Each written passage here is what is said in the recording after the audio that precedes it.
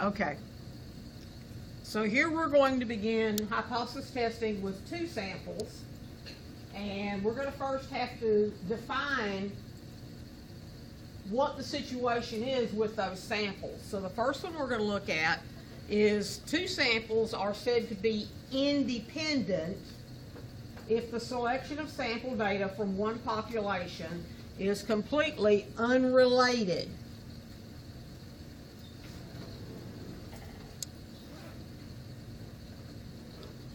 to the selection of sample data from the other population. Two samples are dependent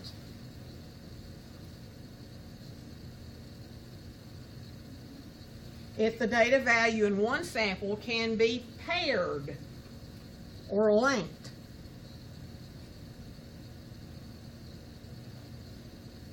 Or there is a relationship. So one sample's data values can be related with a corresponding data value in the other sample.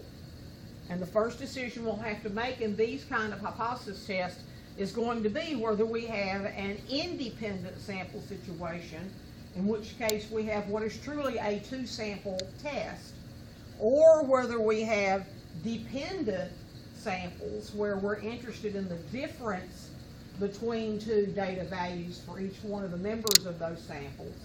And in that case, it's going to be actually a one-sample test. It just looks like a two-sample test. When we're testing the mean of the differences of paired data values, in other words, dependent samples, the null hypothesis is always going to be that there is no difference between the pairs.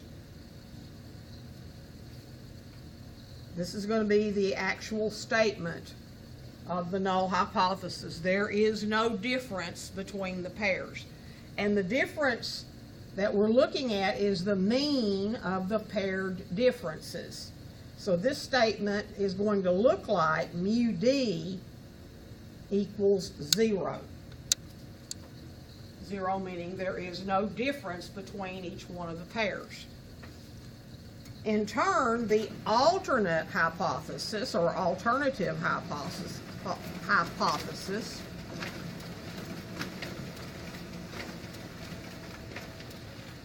is going to depend on the problem, and it can be any one of these three below. And notice that in every single case of those that I've listed down here, there is no equal sign.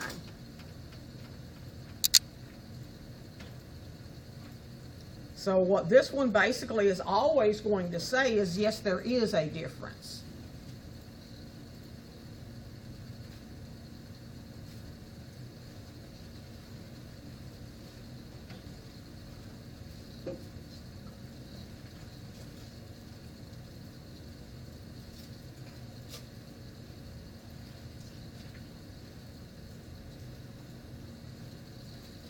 And that difference may be a negative difference, it may be a positive difference, or it may be just simply there's a difference, but we don't know if it's a negative or a positive difference. Okay? So the first thing that we're going to do is we're going to try to determine whether, how do you know if samples are independent or are they dependent? So we're going to look at an example of that. So here we've got two different kinds of samples. In the first one, the table shows the heart rates in beats per minute of 5 people before exercising and after exercising. So when you look at those weights, those heart rates, is there a relationship between those heart rates? Is there some connection, some logical connection between them? How are they related to one another? Okay, one of them's exercising, one's not. But what's the connection between the two values besides exercising? Who's doing the exercising? The 5 people. Right, the 5 people that we're looking at. So in reality, we don't have 2 different populations of people we got the data from. We actually only have one single population, and we have before and after measurements, okay? So in this case, this is an independent, this is a dependent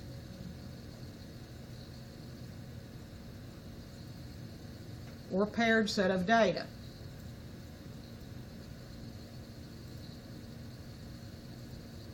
They are dependent. And normally when you have this kind of dependence, you're going to take after and subtract the before to get your actual differences.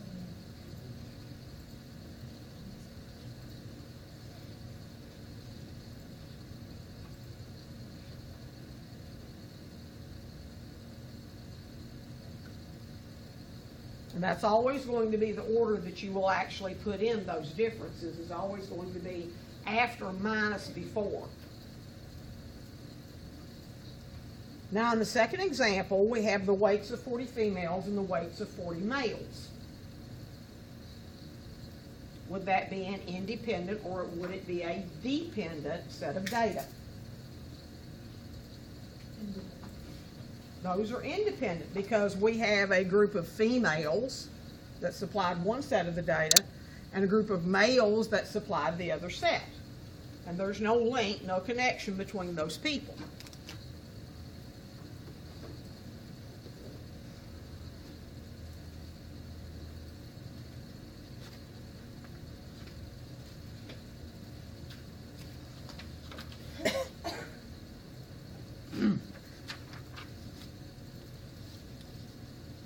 So we'll move on to our second example, and the rest of these are going to be examples of word problems that we're going to do. And what I want you to do before I actually go through and do the rest of these, I want you to take a couple of minutes and I want you to go through every one of these examples and circle either independent and dependent, and then we'll come back together and I'll let you, we'll decide which ones are right before we proceed with the problems. Okay? This is the second exercise. It should be on the second page. You don't want us to work it. Oh, okay. I don't want you to work it. I just want you to go through all 6 of them. There's 6 exercises altogether. Well, actually, there's 5 more. Go through all of these problems, and I want you to decide, talking with people around you, is this a dependent or an independent sample problem?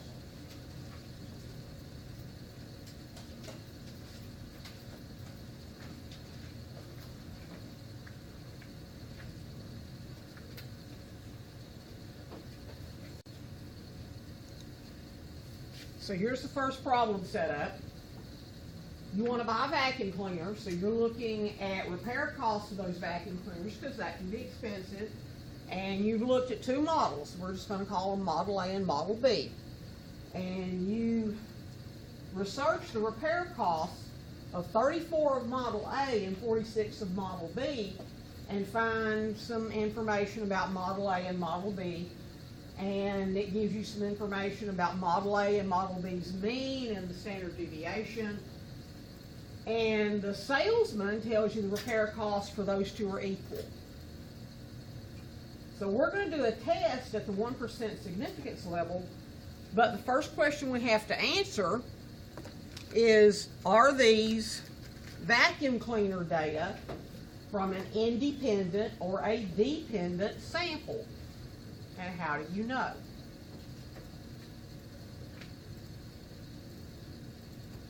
Are these sets of data related to each other and any connection that pairs them up? What do you think?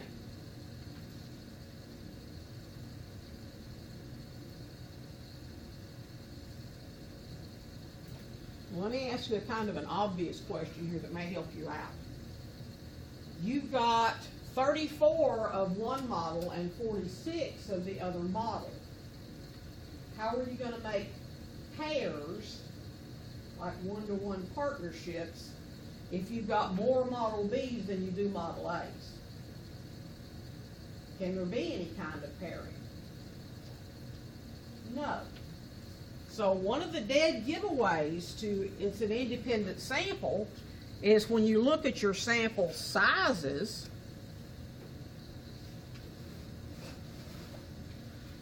And you see that they're not the same. Okay? So if your sample sizes are not the same, you can be guaranteed that there's no way to pair them up, and therefore your samples are independent. Okay? Now let's look at the next one.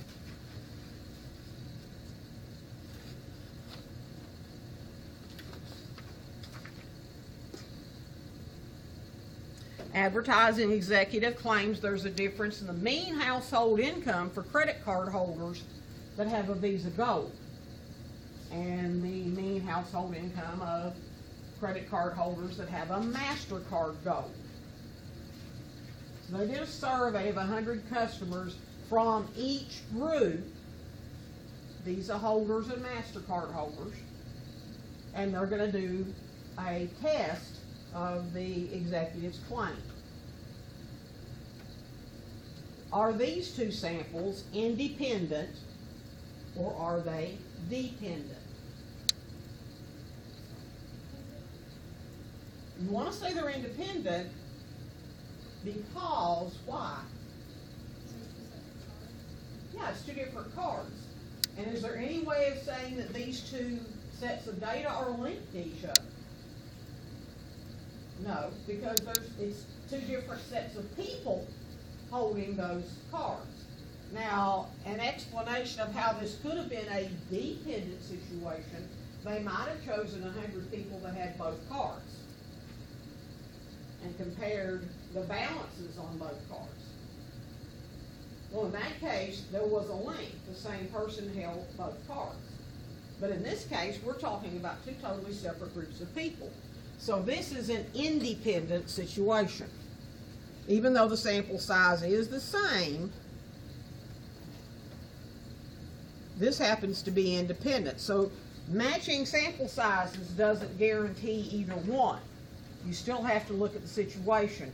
But if your sample sizes don't match, then they can't possibly be dependent. They have to be independent. So let's flip on to example 4. We have a simple random sample of finalists in the British Open.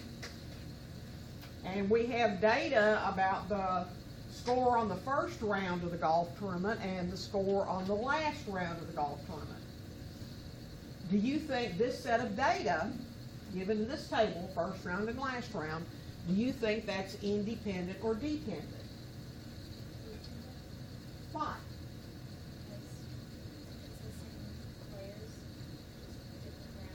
That's exactly right. What we actually have here is 9 different players. We have 2 scores from each player. So the link between those 2 scores is the player that made that score. So in this case, our sample is dependent. And when we do the test, you're going to see a little difference in the way that we're going to conduct the test. Okay, so that one's dependent.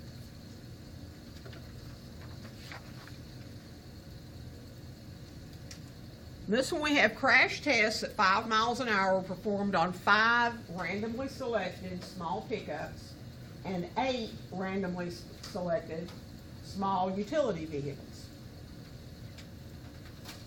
Independent or dependent?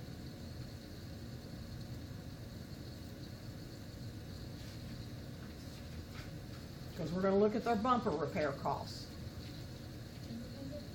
Independent because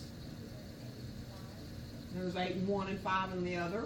And not only that, but the cars only have one bumper that they could test in the crash at one time. So, you can't test. If you wanted to test the car's damage to the front bumper and the damage to the rear bumper, that would be a connection. But because we're comparing the bumper cost for one group of cars to the bumper cost to another group of cars, then those are independent.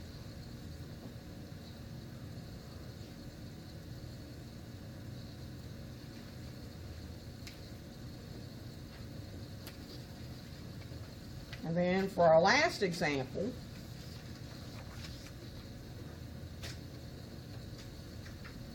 we have body mass indices, the BMI, for some students. These measurements were taken in September, and then they were taken again in April of their freshman year. So these are college freshmen, and they've taken their BMI, which is an indicator. It's actually a weight indicator. It's the body mass index, which is related to weight. So in September, their BMI were those 5 values, and then they measured them again in April in their second semester to see if their BMI had changed. Okay? Would this be an independent or dependent sample? This would be dependent, because who are we actually getting the BMIs from? Yeah, the same 5 students both times. So you actually only have one sample of 5 students. So now I'm going to go in reverse order, and we're going to work our way back and talk about what kind of test we would do.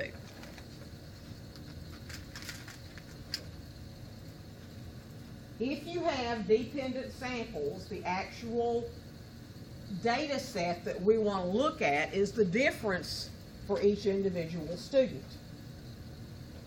Okay? So in other words, this particular student BMI change, if we do after minus before, this particular student's change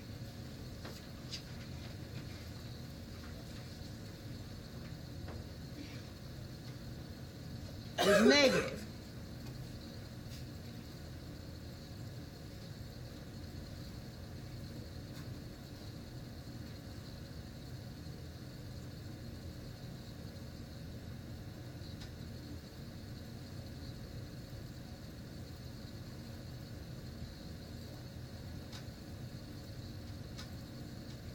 So it's negative 0.53.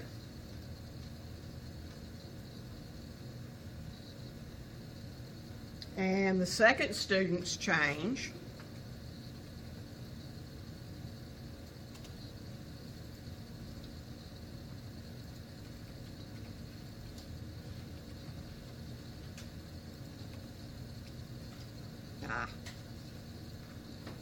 didn't do so well on that one.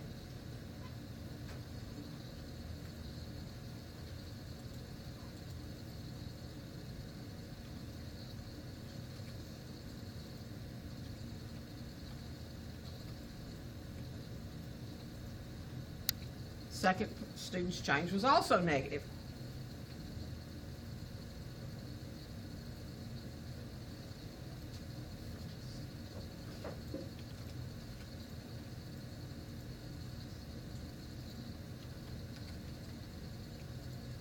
Third student's change was positive. They actually got heavier.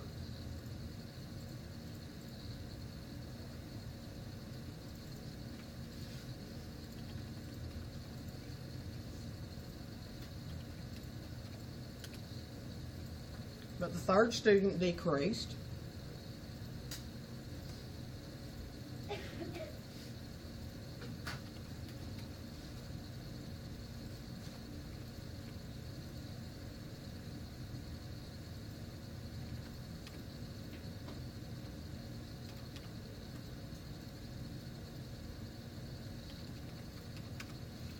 But the last one again was positive. So this is not our actual data that we're going to do the test on. What we're actually going to test on is this set of data, the actual differences.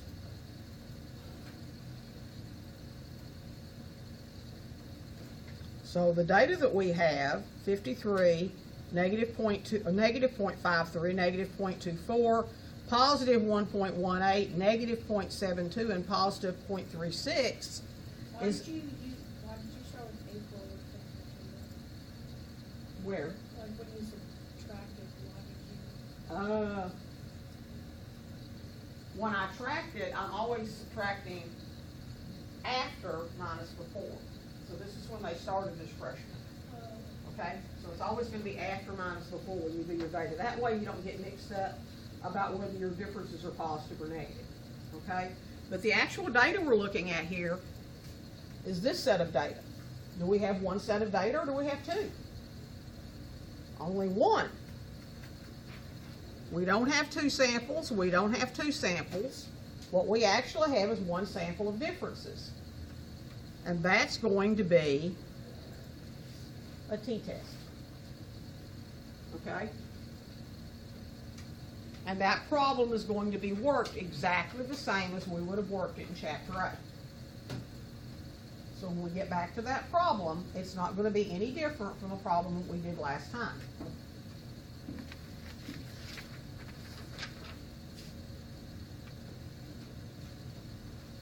In example 5, however, we said we have independent samples. That means we actually have two different samples. So we're not going to do a Chapter 8 t-test because that's for one sample. We have to do the new kind of t-test, which is either a two-sample z-test or a two-sample t-test. So I want you to look at the information we're given here and tell me whether you think it should be Z or T. Now how do you decide between Z and T? Okay, then that's Z because you have a population standard deviation. So when we read this problem, it says for the small pickups, the mean bumper cost was $15.20 and the standard deviation was $4.03. Where did that standard deviation come from? Did it come from the whole population of small pickup trucks, or did it come from the sample of 5 pickup trucks? It came from the sample of 5. So we don't know the population standard deviation. And even if we did know the population standard deviation for the other group, we still don't know both of them. We'd have to know both of them. So that tells us we can't do a z-test, and it tells us that we're going to do a two-sample t-test with these. Okay?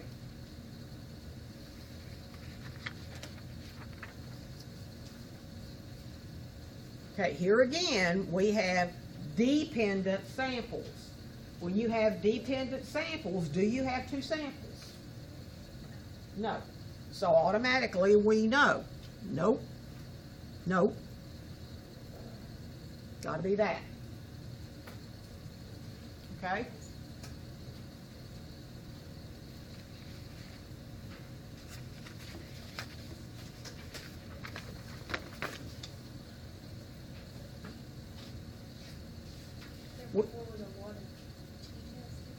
A t-test. Just a t-test, a regular old t-test. In example 3, we have independent. That means we have how many samples? 2. So it's not just a t-test. It has to be a two-sample test. Do we know the population standard deviation, or do we only have the sample standard deviations? We only have the sample standard deviations. All of our information is given to us in this table, and it says S1 and S2. That tells us we cannot do a z-test. So since we have two samples and we don't know sigma, we're going to do a two-sample t-test. So now we're back to where we started at example 2, and this is independent, and we're given two standard deviations. So what we need to do is we need to pay attention to the sentence that tells us what those are. You found a previous study that says that the standard deviation of all repair costs for Model A is $10. And in a previous study, you found that the standard deviation of all repair costs for Model B was 18. It is definitely two-sample because it's independent. Should we use Z or should we use T? This time we use Z. And the reason we do is because we're given a population standard deviation for each group. Okay? So now, with those first two decisions made, we're ready to go through and see how to do all of these different tests.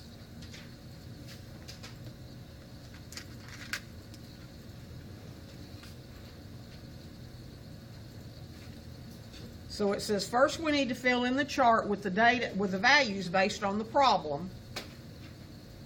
Okay, well, the values based on the problem, our sample information, that's what this is, says that we have 46 Model B, 34 Model A,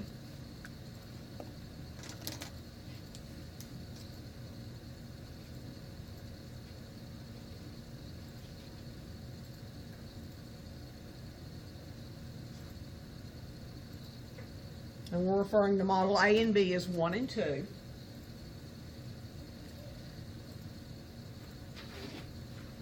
And I wrote them backwards, because it says there's 46 Model B and 34 Model A. And then it says the mean for A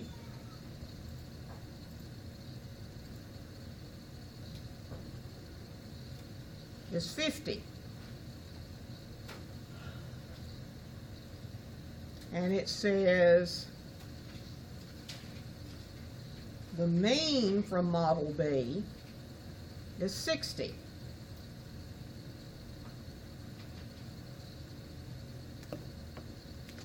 Then we go to the population standard deviations, and for Model B it was 18. And for Model A, it was 10. So that's all of our information that we need to work the problem. So then we're going to start the steps. Your first step is always, remember, where's the claim? Well, the claim is coming from the salesperson. They tell you the repair costs for Model A and Model B are equal. That translates to there is no difference between the mean for Model A and the mean for Model B. And since Model A is 1 and Model B is 2, they're saying that those two means are equal. Okay, that's your claim.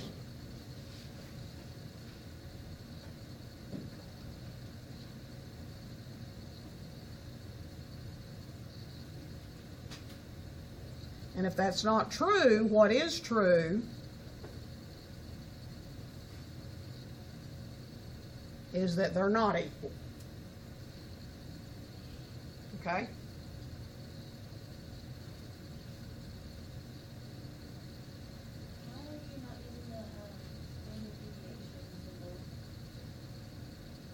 Because we're not testing the standard deviation, we're testing the population mean. So would you use farm No, because we're talking, no, because you're testing the claim about the mean of the population.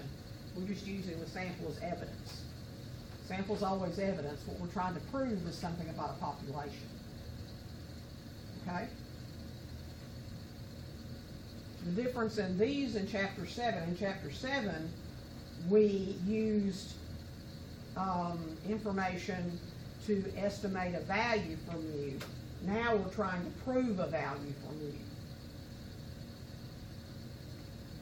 So remember, the claim is there is no difference. Whereas what H1 says, there is a difference. They are not the same.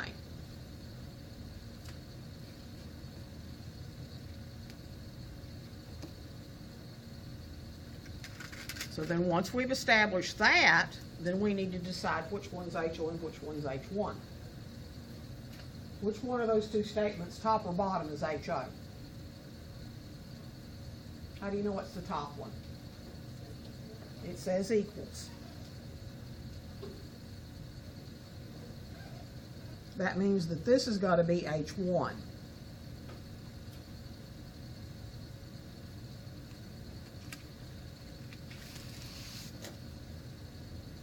So now that we've got that,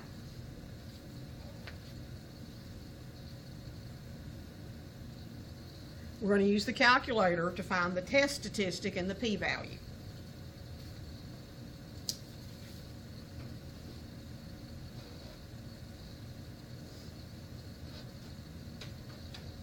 So I'm going to do a little scratch work on another sheet of paper.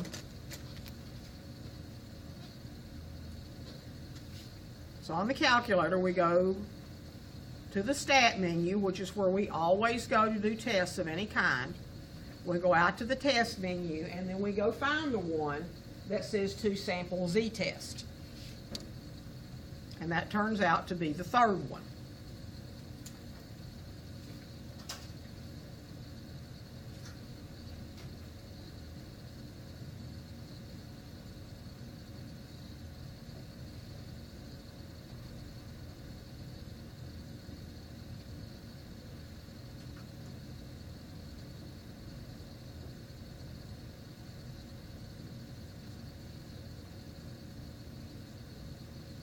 So we choose that one.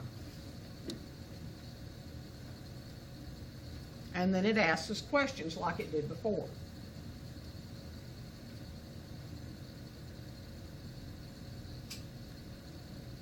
So once we've chosen,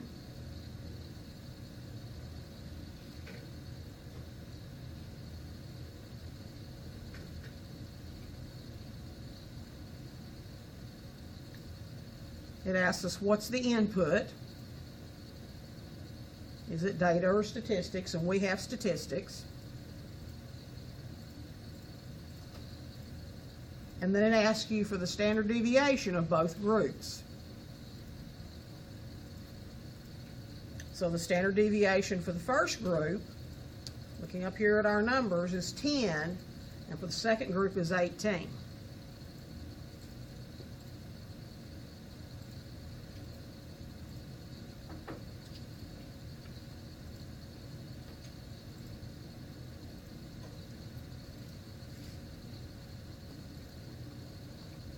And then the mean for the first group, and this is the sample mean, by the way,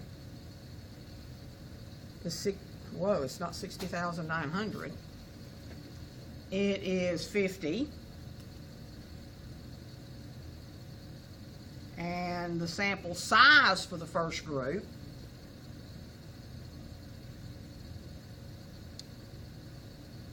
is 34.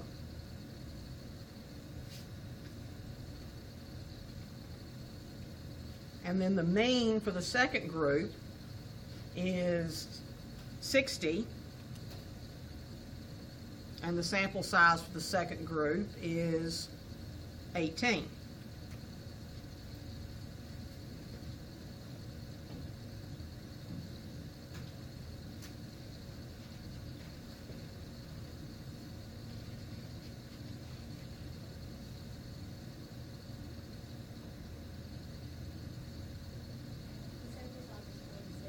Oh, I'm sorry, 46. I'm reading the wrong thing. Thank you.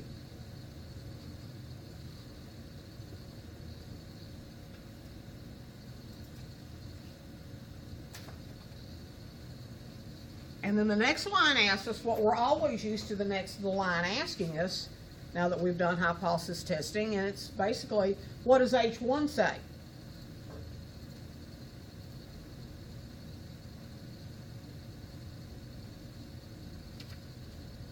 And if we go back to what H1 says, it says not equal to.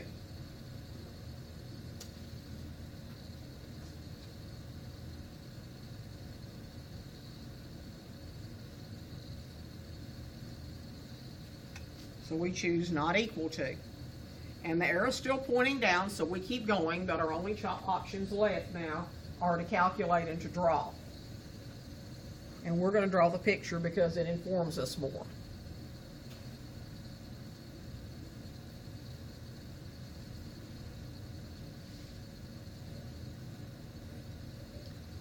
So basically, what we're trying to decide here, just to make sure we're all on the same page, obviously there is a difference. Obviously 50 and 60 are not equal, but those are sample means. The mean between your two sample means is 10, depending on which way you subtract. There is a $10 difference. And while certainly that's not a $0 difference, the question is that a big enough difference between the two vacuum cleaners that you can say for sure that they're not going to be the same? Because if that difference had been $1, I might not be sure that I wouldn't be as positive that the population of vacuum cleaners had different repair costs. But $10 might be enough to persuade me. So what we need to do is we need the calculator will show us the rest of the test.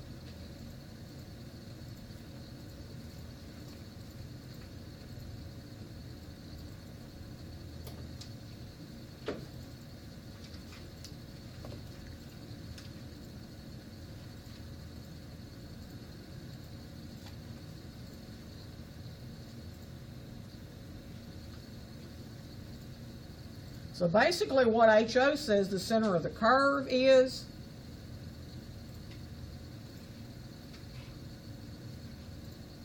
that that's true. The mean of one is equal to the mean of the other. In other words, there is no difference.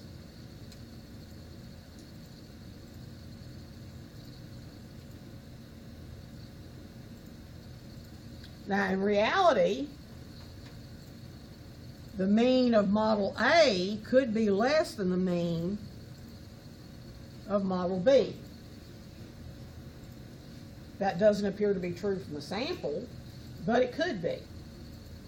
And that means basically that the difference is negative.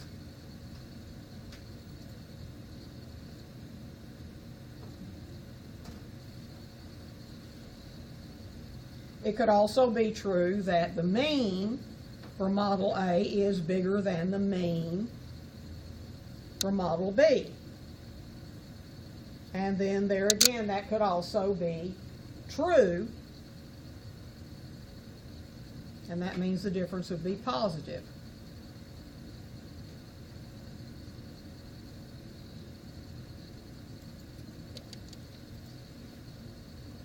So you could have positive differences or negative differences. And if you're subtracting A minus B, then that will be 50 minus 60. This would be the negative 10. If you're subtracting here A minus B, this is a positive difference. So we would say there's a positive difference, a positive $10 difference between the two samples. Okay, but in this particular case, our sample differences were negative. So what did the test tell us? Well, the test told us the actual difference had a z-score of negative 3.1647.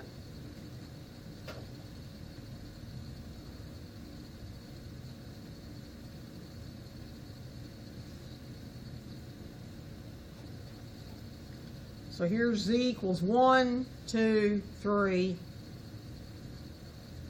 and then there's where we are. Because we're to the left of negative 3. And remember that your p-value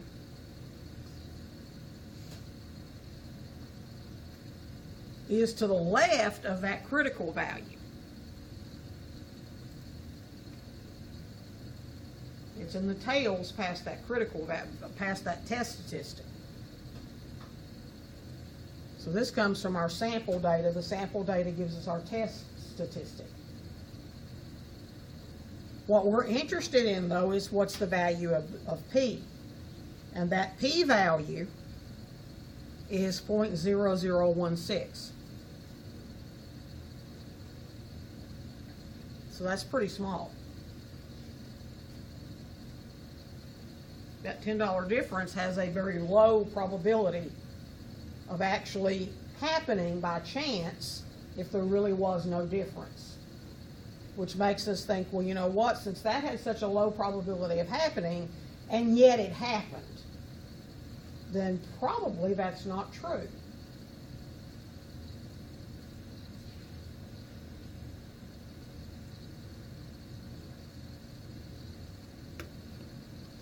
But what we do is we compare the p-value to the value of alpha, and if we go back to the problem,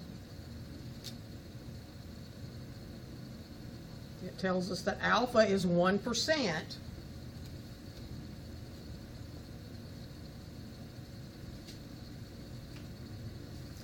We compare those two values, and what do we see? Is p less than alpha? Yes. 0.0016 is less than 0.01.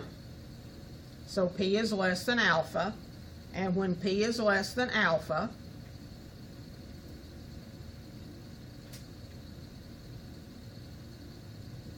we reject HO. So we have decided that HO is not true.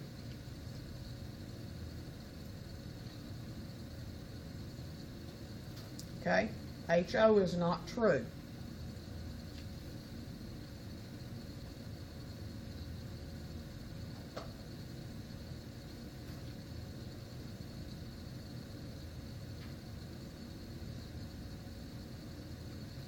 HO was also the claim. So by rejecting HO,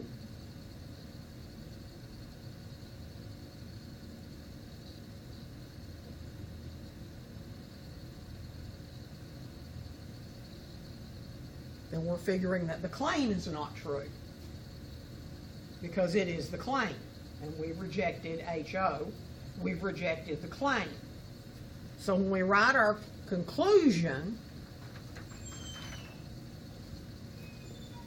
this is what our conclusion is going to say.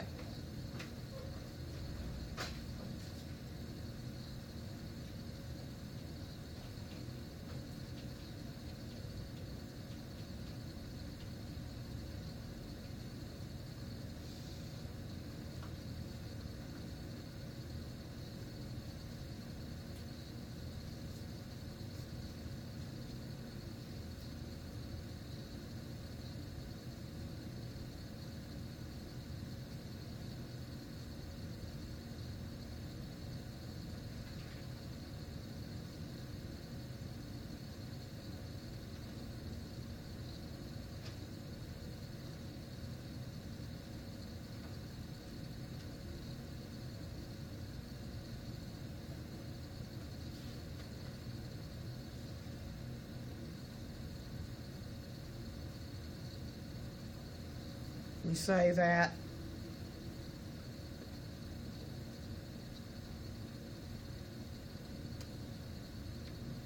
at the 0.05 level of significance, there is no evidence, or there is not evidence, you can use the word no or not, either one, to support the claim that there is no difference in the repair costs. You can also say there is enough evidence to reject the claim. Yes. You could also say there is sufficient evidence to reject the claim that there is no difference. Okay, because you did reject it. So would it also be fine to say there is evidence to think the claim is incorrect? Would that be? Yeah. The claim is incorrect, the claim is not true, or it is not true that. As long as you're coming to that conclusion, it's not really so much how you word it, is that you're coming to the conclusion about the claim. You want to be sure to state your conclusion about the claim. Okay?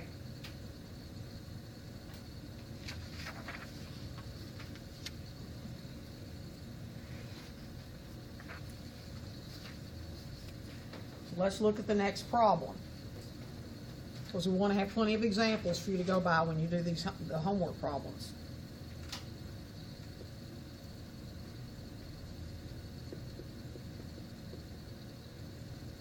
Okay, so here we have the advertising executive says there is a difference in the mean household income. That word claims laying right out there for you.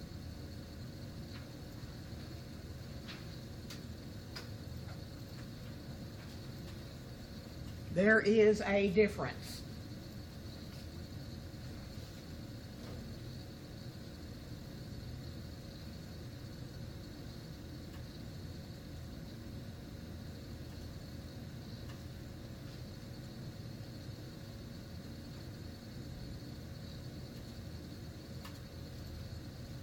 And when he says there is a difference, is he saying one is more than the other or less than the other? No, he's not claiming which way the difference is, that Visa people have higher income or MasterCard people have a higher income or vice versa. He's simply saying there's a difference.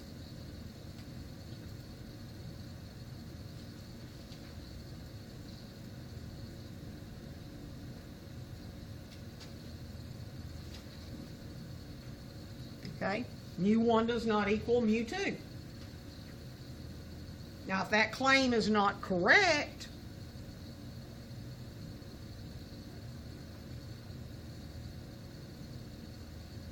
then it's, yes, they are the same.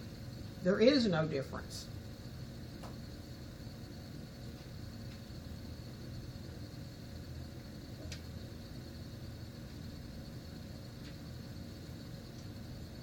There is no difference. And so we know how to sort out which one is HO and H1, right? This says this is HO. And this says then that that must be H1. So we're going to do the same thing that we did before. We're going to look at the sample information that we're given.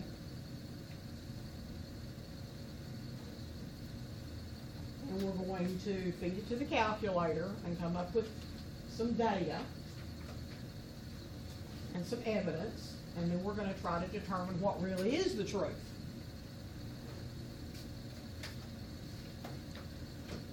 So this is truly, because it's independent, this is truly a two-sample test.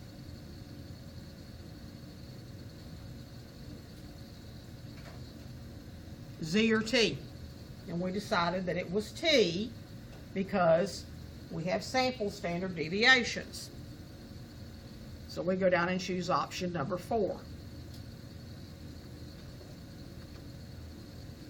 And we still only have statistics, so we don't change that.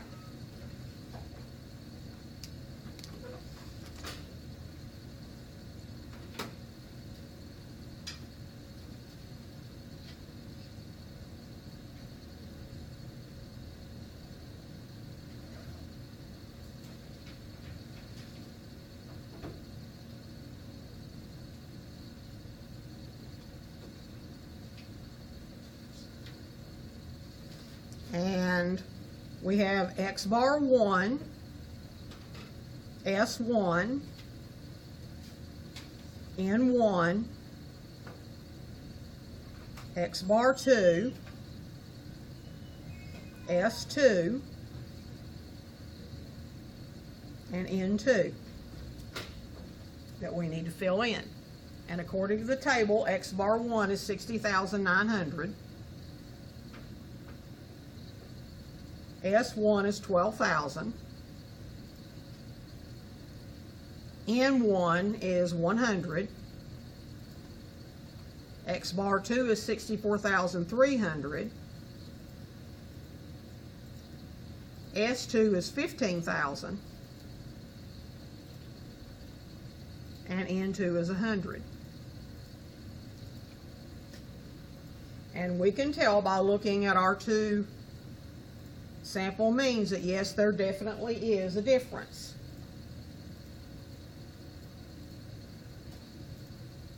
And if I'm right, I believe the difference is about $3,400.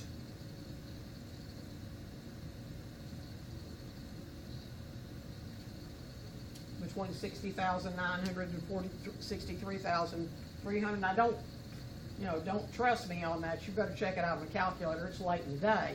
But there is a difference. Obviously, there's a pretty good sized difference. Question is the difference big enough for us to say that one actually is not the same as the other? So we're going to go on down and answer all the questions.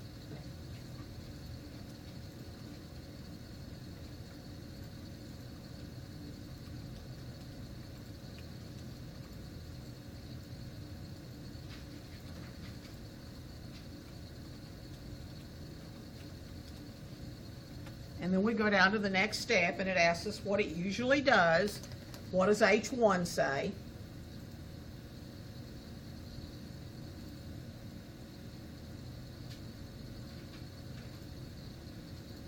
And it says mean 1 does not equal mean 2, so we're going to choose that one. And then we get to a question that we don't know how to answer. We didn't see this question before. Let's talk about what that question means. Just hold this aside for a minute.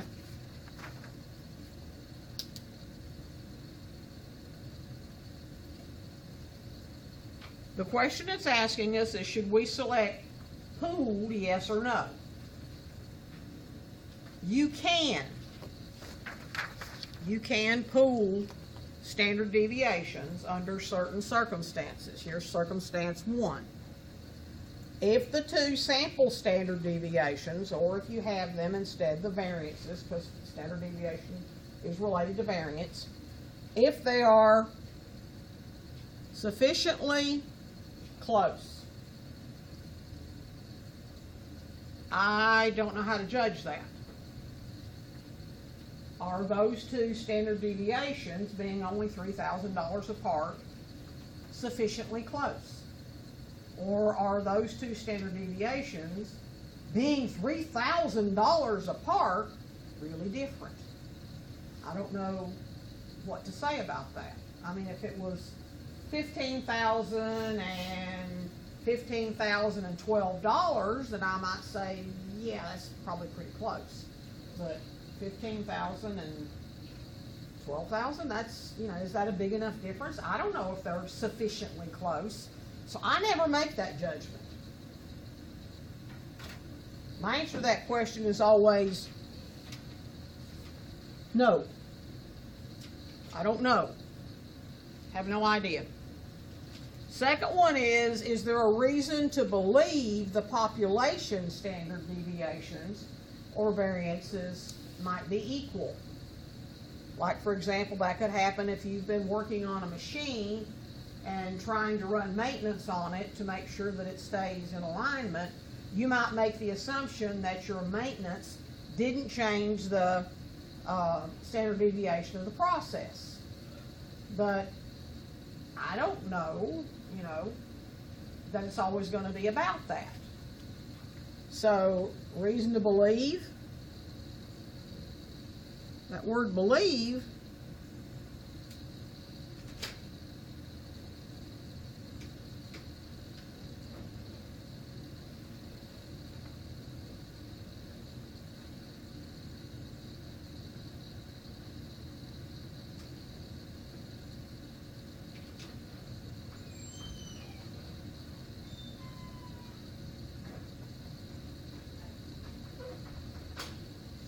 I'm only going to believe if somebody tells me I got to do it.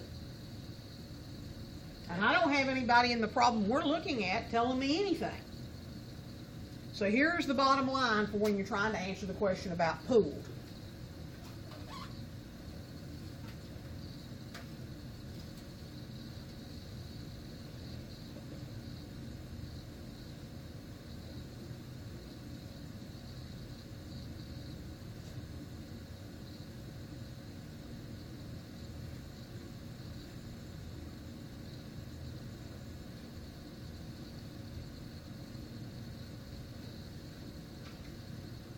Just say no.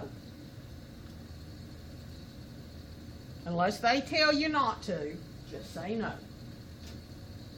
They have to come out and tell you, you should pool the variances. The variances are equal. In this problem, assume that the variances are equal. Okay, then I'll do what they tell me to.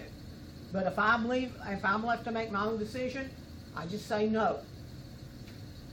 Because the truth of the matter is, if you say no, you are less likely to make either one of the two mistakes.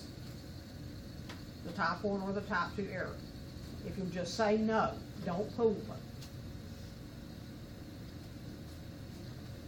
So that's the answer to the question. When it says pool, no. No, I don't want you to pool them.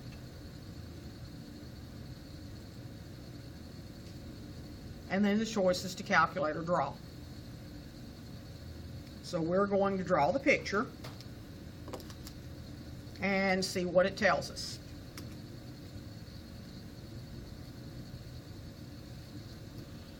Oops, got to put the problem back down there.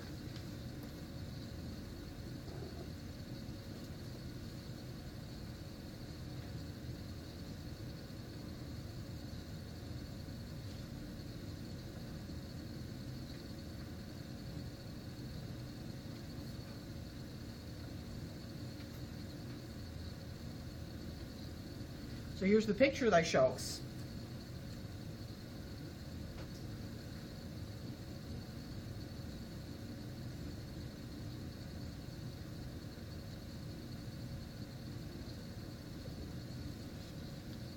The center of the curve is where there is no difference.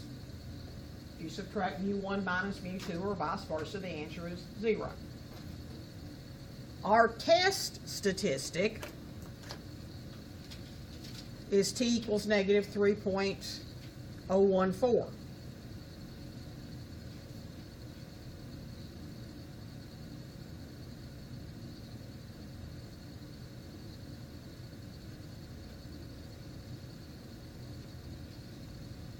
So this is where our sample fell, assuming that that was true. And there's a lot of area under the curve to the left of our sample. Now notice that they also put some area on the right end of the curve.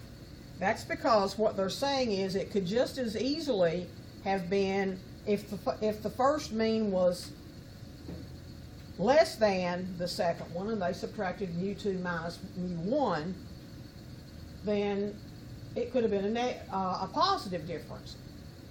And if we subtracted 2 minus 1, it's a positive difference. If you subtract 1 minus 2, it's a negative difference.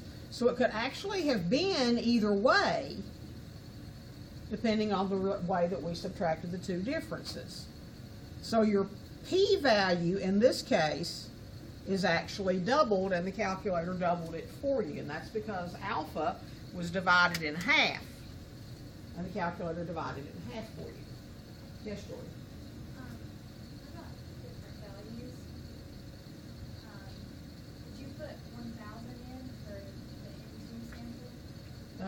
You know, I might have.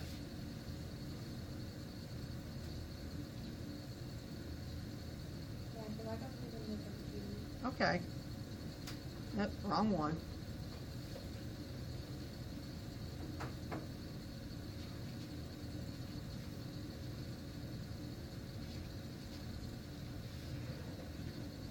No, I put in 100.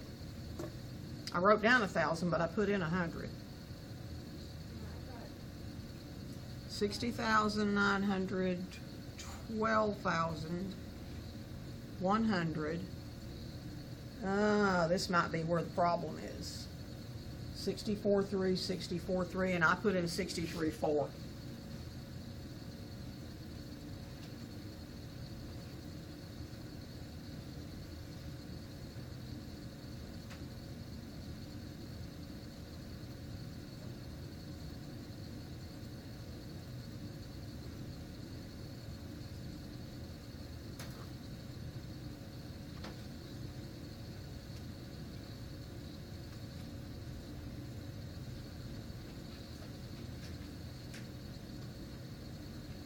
So that's obviously going to change something.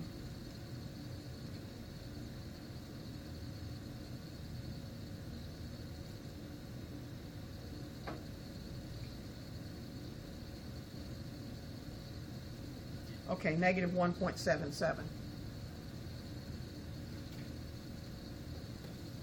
Is that what y'all got?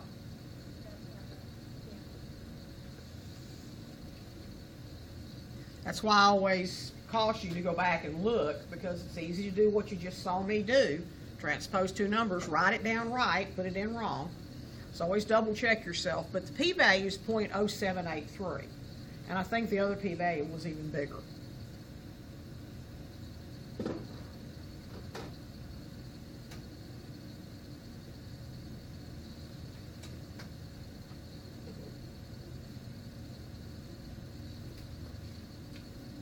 But now remember, that p-value is the combined p-value in both those tails, because it was a two-tailed test, because of the not equals to, which means that our significance level was 5%, that would be 2.5% in each tail.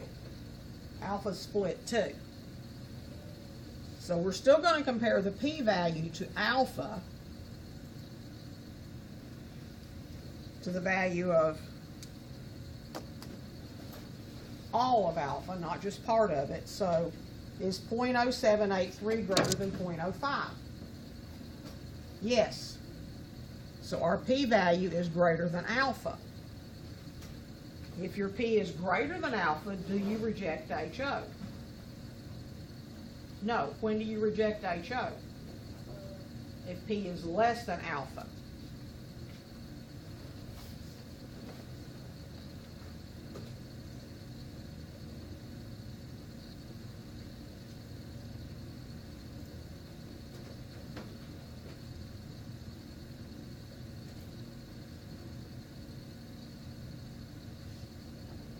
So p is not less than alpha. Do not reject HO. Well, if we don't reject HO, that means H1 must not be true. And H1 was the claim. So the evidence does not support the claim.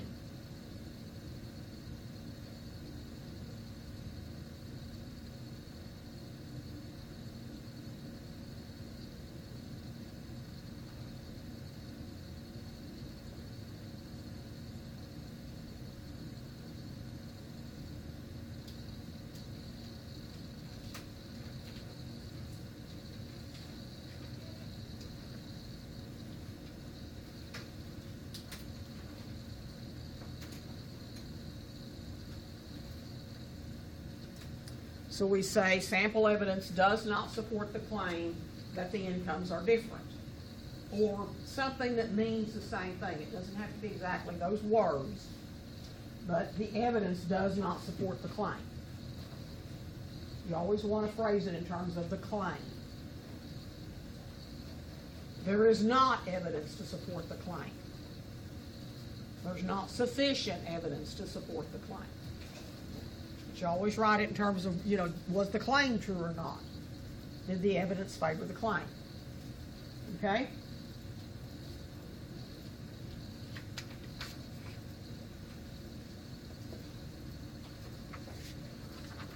In the next one, we have data. There's two different ways that you can go about entering the data into your calculator to make this into a one sample test, because it is a one sample test. What you want to do is first go to your data screen, which is where your lists are. I don't care which way you do it. One way you can do it is you enter the first round into a list and the second round into a list, and then you use a third column to actually subtract those two values. And I'll show you quickly how to do that. The data we have for the first round, and I'm going in list 2 right now. The data for the first round is 66, 70, 64, 71, 65, 71, 71, 71. And the second round scores are 73, 68, 73, 71, 71, 72, 68, 68, 74.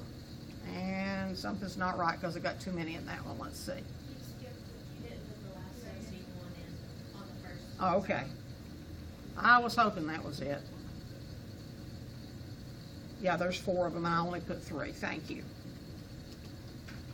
So they're going to have to be the same length. Now, if you choose to do it that way, all you do is you take your cursor all the way to the top of the lists. And I can either go to list 1, or I can go to another list. Doesn't matter what list you go to. Go to one that's empty or not empty. It really doesn't matter. And what you can do is tell it to take, and since you always want after minus before, and the last is before, the last is after the first, then you're going to take list 2 and subtract list 1. What did you say? It was you started with list 3. I'm sorry, list 3. Yeah, no wonder it's confused.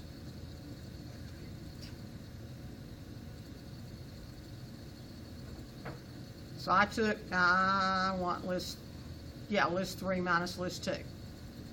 Because list 3 is after, list 2 is before. And hit enter, and it will automatically calculate all those for you and put them in list 1. That's one way to do it. Now, there is a way that most people like doing it better, because you don't have to remember, and plus you don't have to enter 2 lists. If you want your differences in list 1, go with your table. The first entry would be 73 minus 66. And it gives you the right difference. The second difference is 68 minus 70. The third difference is 73 minus 64. And it subtracts them for you.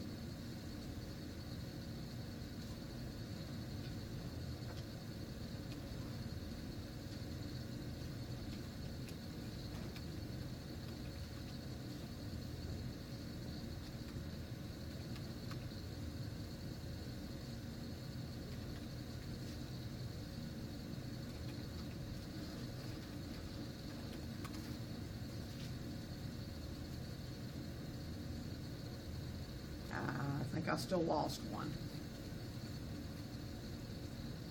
I'm going to clear them out and start over.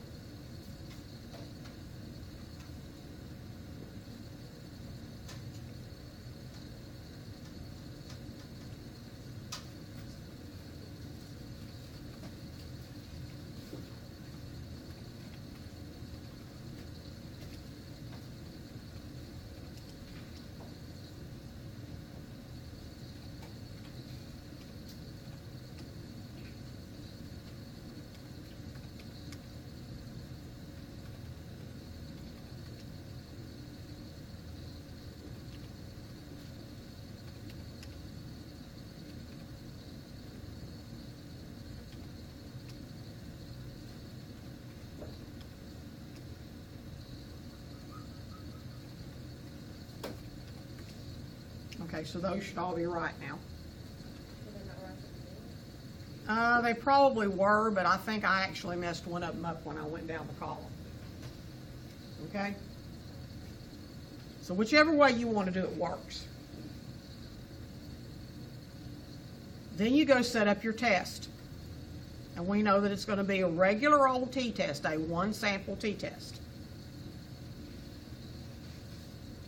But the data we're looking at is the data that's actually in list 1. That's the actual differences. So we're going to go over to data and choose data.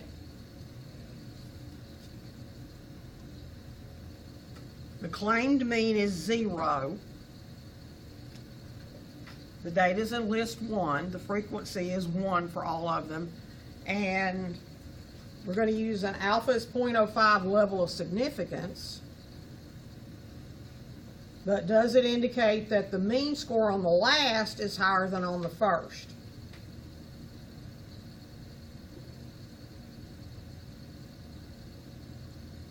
If the last is higher than the first, what are the differences, positive or negative? Now, if the last, this says the last is higher than the first. So if this is bigger than this, are my differences positive or negative? Big number, little number. Those are positive differences. So the claim here is that the mean of the differences is greater than 0.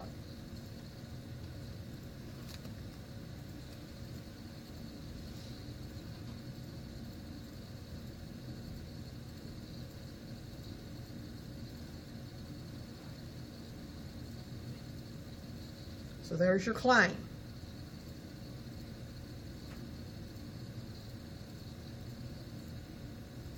And mu D would be the opposite, which says there is no difference. The mean of the differences is 0.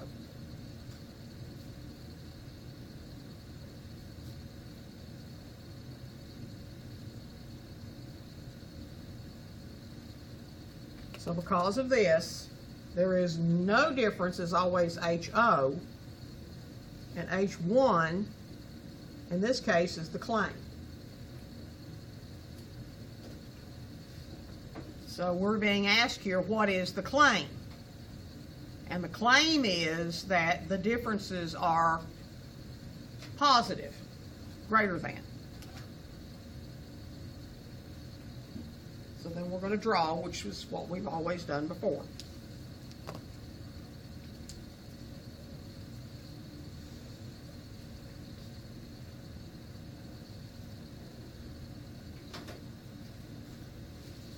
So when we did t-test, we used data. U sub 0 was 0. List is wherever you put the list. In our case, it was 1. It could have been wherever you wanted it to be. Frequency is always 1. And then the last line is that mu is greater than mu 0, because mu 0 is going to be 0. So there's your work, and I was trying to leave enough room to write the conclusion when we get done here.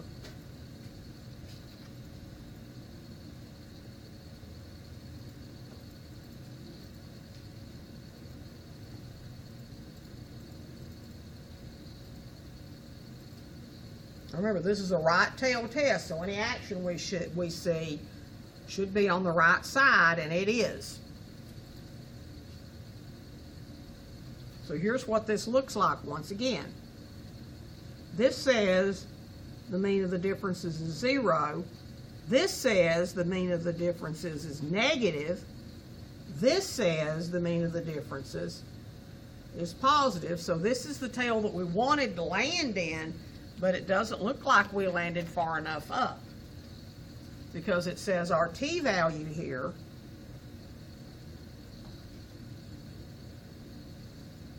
is 1.333, and this p-value that goes with our difference is 0.1096.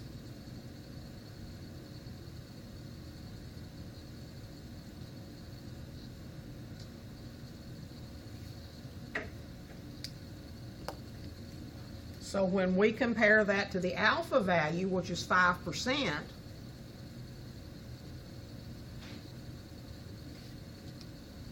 we see that P is not less than alpha. P is the bigger number. So P is greater than alpha. And since P is greater than alpha,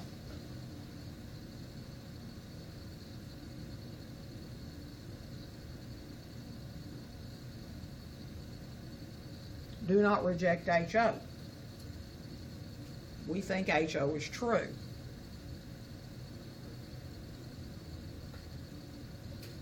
What does that mean about the claim? Claim is incorrect.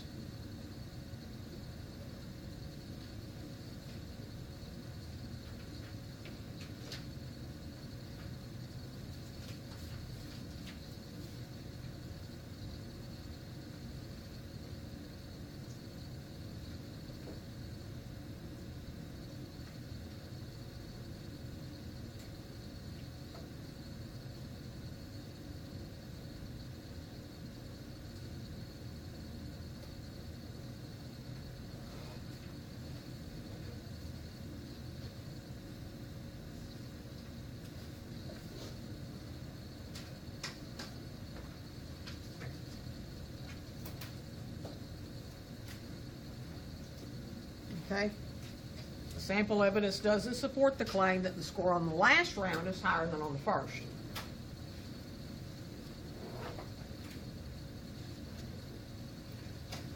Now, we've got 2 more examples. I want you to hang on to those and bring them back with you, because we are going to finish those up next class period.